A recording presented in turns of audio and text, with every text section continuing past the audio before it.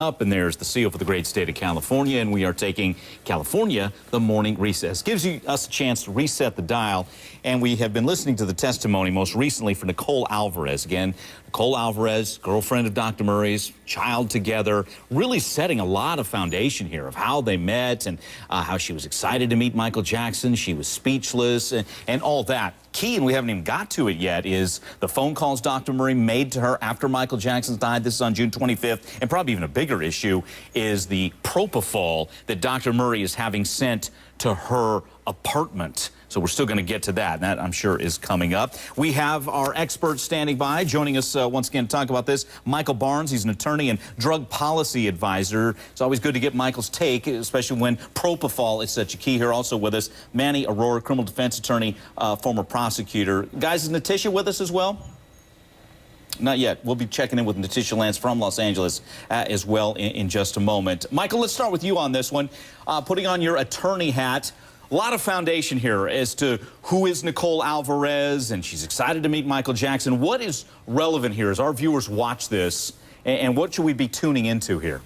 I think we need to look at the big picture here, and I think that the prosecutors are trying to establish the character of Conrad Murray in a way that doesn't necessarily make it an attack on his character, but he had a number of girlfriends. Right. We've seen this morning that they've been very pretty, they've been young, they've had very unique sort of exotic names, and he had one in every city. So that's a big thing. And then we can also take from this current girlfriend's demeanor that she's trying to be very defensive, trying to protect the man who she still lives with. And actually, we saw the prosecutors catch her in what was an apparent lie. She's now trying to cover up what she said previously to investigators under oath and ultimately backtracked on that lie. So this is fascinating. I'm enjoying this trial. Right. Let me get Manny your take on this one. Is back Michael Barnes, attorney, also drug policy advisor. Michael, I think the prosecution scores a couple of points here. Michael, you with us? Yes, I am. A couple of points here. One, he's on the phone. I mean, you should be monitoring your patient closely. If you're giving him propofol, you shouldn't be on the phone with one of your girlfriends. And number two is this timeline. He's telling paramedics that Michael Jackson had only been down 1 minute at roughly 12:20. We're here. Michael Jackson could be in distress 25 minutes earlier. You're absolutely right. The timeline is going to be the biggest issue for the defense attorneys in this case, because we have the timeline as Conrad Murray presented it in the initial investigation that he had with investigators. And we've learned now that those investigations were under oath, because that's what the case was with Nicole Alvarez when she spoke with them, and they called her out on that this morning. So it's going to be impossible for Conrad Murray to be able to come up with any legitimate, credible, reasonable defense without changing his story. And now, so what we're seeing is that the witnesses who are favoring the defense are saying, well, I don't remember, I forgot, a lot has happened since then.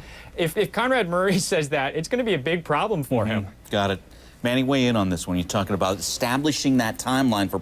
So how do you if the prosecutor, you do want to tie that up, right? You want to prove Michael Jackson's in distress at 11:55. Yes, I can answer Manny's question about what it all means. Is that it all boils down to these 2 minutes that Conrad Murray said that he had when he went to use the bathroom, and that's apparently what we're going to learn to be the time under the defense's theory that Michael Jackson got up and either drank propofol or somehow injected himself with it and managed to lie back in bed and neatly die in order, beyond the point of resuscitation, by the way, in order to fit these facts as Conrad Murray's defense team is trying to put them together. That 2-minute period is not going to work out for them. That's why the timeline is going to have to change in order for them to have any sort of reasonable doubt present in this case. Got it. Okay, hey, let's head to Los Angeles. CNN producer Alan Duke joins us, just leaving the courtroom. Alan, give us a little bit of the color there as we heard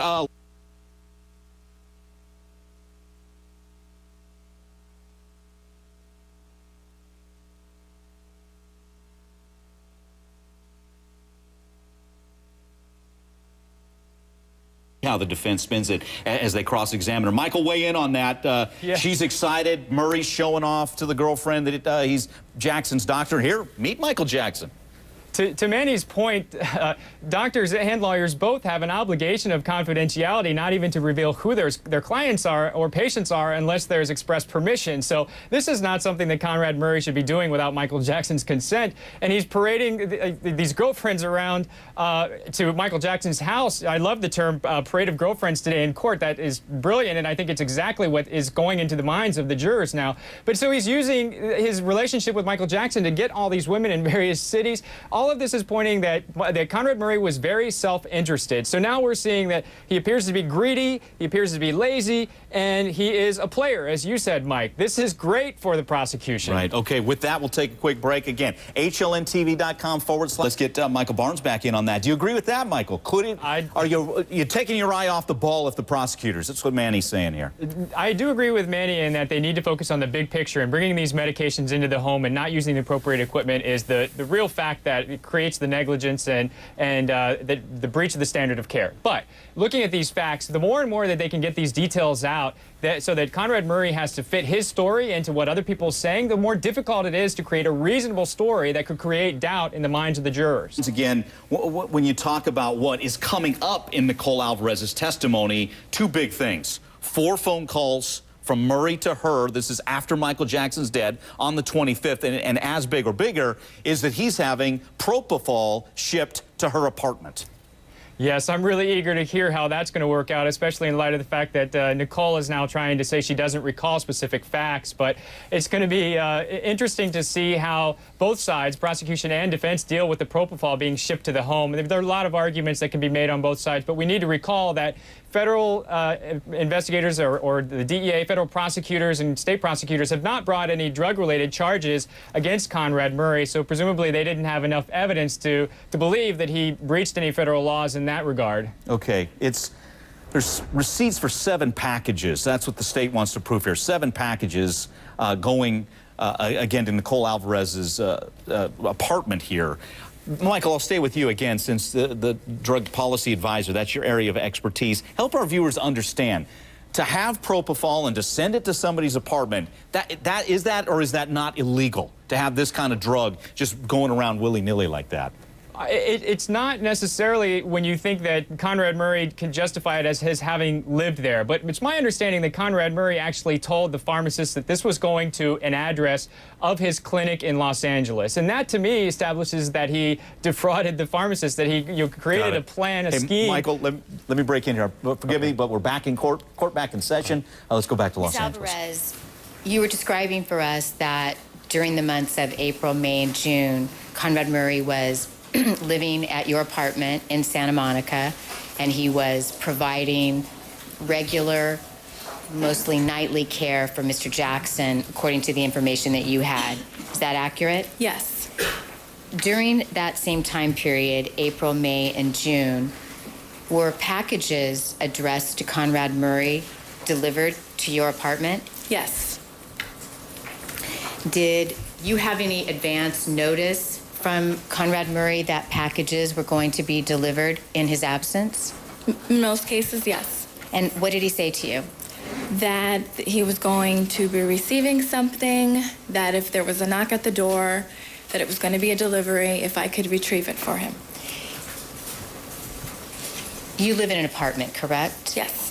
Does that apartment have a locked lobby access, or can anyone simply go up to your door? It's locked lobby access. So you would have to be notified that there was a delivery, and then you would buzz them into the building, and they would be able to go to your front door? I'm not sure how they get in, but they're able to come directly to the door without me giving them direct access. Do you have a doorman? No. So did delivery people just end up at your front door and you don't know how they got into the building? That's always the common practice for UPS or FedEx, yes. So just those particular delivery people would have access, correct? Yeah. So okay, key testimony here Dr. again. Murray Nicole advised Alvarez you that talking. The state wants to get out there.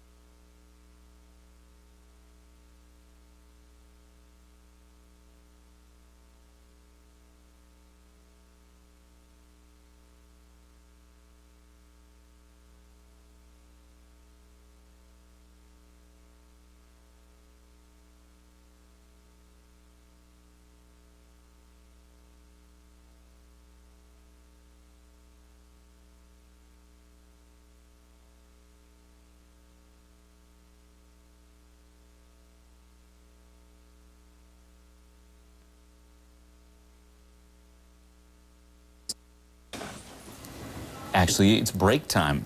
Okay, so let's Let's talk about how key this testimony could be from Tim Lopez. Michael Barnes with us again, attorney, drug policy advisor. So let's take this in, Michael. Again, 15 liters of propofol, 80 vials of sedatives.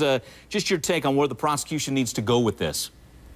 The prosecution needs to establish that Conrad Murray was effectively defrauding the pharmacist in saying that these orders of powerful medications were going to a clinic based in Los Angeles and not to the home of his girlfriend, not just for one particular patient. I expect that we'll hear from Tim Lopez that he, as a professionally licensed pharmacist, believed that he was shipping these medications to a physician who was using these in daily practice for multiple patients, in the thousands probably, and not just one. Gotcha. Okay. Manny, let's talk about this. And again, laying this out here, I mean, it's got to be gold for the prosecution here on so many fronts. Again, if you're a jury, you're thinking, wait a minute, you had this stuff shipped to your girlfriend's apartment, a sedative that should be used in a hospital setting for major surgery? Yes, it's totally shady. And one thing that I did notice, though, on these FedEx or UPS receipts today, when we were looking at them and the prosecution had them on the overhead, was that the address did say apartment number 404. So even if it were a licensed pharmacy technician, not necessarily a pharmacist, that might have been a reason for them to say, hey, wait a second, where is this place going? Because typically office suites are suite numbers or unit numbers, but not necessarily apartment numbers. That's more like an address for a home. And Michael, I'll stay with you when you talk about, again, equally powerful in the opening statements from the prosecutors when they played the voice recording of Michael Jackson. You know, he sounded like he was out of it, right? It was just sad to listen to that. And then they pounded home the point. So you've got this patient, he's vulnerable, something's up with Michael Jackson. What do? 2 days later, you're ordering more propofol, big amounts of it. Yeah, that's odd. They said that Conrad Murray was weaning Michael Jackson off of propofol, but they were increasing the volumes of the orders over time. So that's just not consistent. They also started out saying that he was addicted to another benzodiazepine, actually an opioid pain reliever. I think it might have been Demerol that they said he was addicted to. But then he was providing them these additional anti-anxiety medications that would really not be smart to provide. So just their story is really like shady to me, and I just don't know how they're going to try to do it in any reasonable way to create doubt. Okay, well, I was talking about opening statements. Let's look. Alvarez's Santa Monica apartment. All right. And again, Michael Barnes, let you weigh in on what, as we re-listen to David Walgren there in opening, just about, again, this is gold for them. They're laying it out there. Murray's lying to get this stuff. Yes, it appears he is. I think that the one thing that they might be able to point to is that he knew, perhaps Tim Lopez did know he was sending it to a home. But even still, that doesn't create any sort of excuse for what Conrad Murray did, which is, you know, he was basically getting these quantities for thousands of patients and planning to use them for one particular patient. Now, I expect that we'll hear that he was stockpiling the medications for the trip to London. But even still, if he were weaning Michael Jackson off of these medications, why would he expect to be using them when they get to London down the road? Excellent point there on that. So, hey, playing it close to the vest right now. Hey, Michael, who is that expert? Is there a father of propofol, a Dr. White, who will try and side with the defense and Murray to say, hey, small quantity of propofol could be safe? You know, I was shocked to hear that they're trying to bring an expert forth to say that what Conrad Murray did was safe. Apparently, it's this American Society of Interventional Anesthesiologists. Now, I know that American Society of Anesthesiologists is very legitimate. I've not heard of the other organization, but given that this expert also works at a relatively credible university, I guess he's going to be so daring as to say that what Michael Jackson did was okay. They were really resourceful to be able to find someone who would say that. You know, just getting back to some of the other issues that I think that the prosecution is going to have to deal with, they're going to have to create some sort of story to explain how indeed Michael Jackson might have been already addicted to Demerol when Conrad Murray got him as a patient. Guys, let's take a quick break again. Court about to resume. We're going to take you back to the courtroom in Los Angeles in just a moment. Keep it right here.